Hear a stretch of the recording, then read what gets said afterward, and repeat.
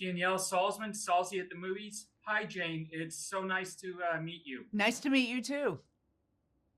So, how did you first come on board to do the voiceover for the Apple I was TV spot invited. for the Apple Health spot? Yeah, I was invited and I was very happy to be invited. I loved it. I thought it was written very well.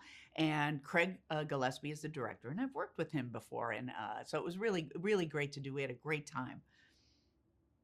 And how much direction did you require?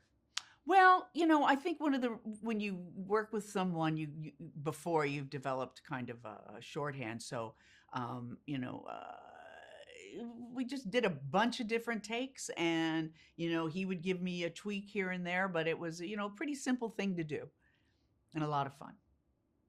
And when you're recording voiceovers, are you having as much fun as when you're performing in live action? Maybe even more fun because it's just your voice and you're focusing your focus really narrows to just what's coming out of your mouth and how that sounds and what that's conveying.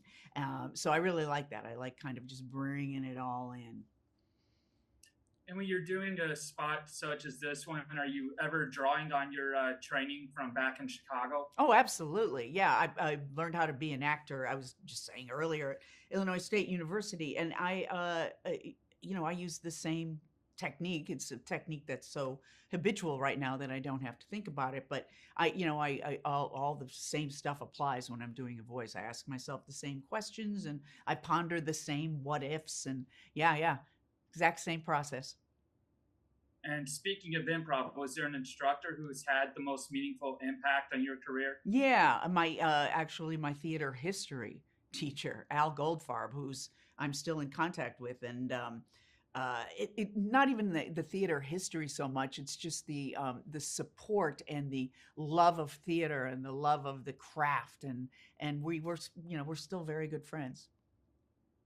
And what's been the biggest lesson that you've taken with you throughout your career and plan to pass it down to future generations? Well, I think that what the reason I was drawn to do this class at ISU and do this staged reading that I just did in the last couple of weeks of Lost in Yonkers, which is a Neil Simon play, was the timelessness of technique and how if you don't have your technique, if you don't know how you do what you do, it's first of all not as satisfying, and you're not going to end up being the best you can be.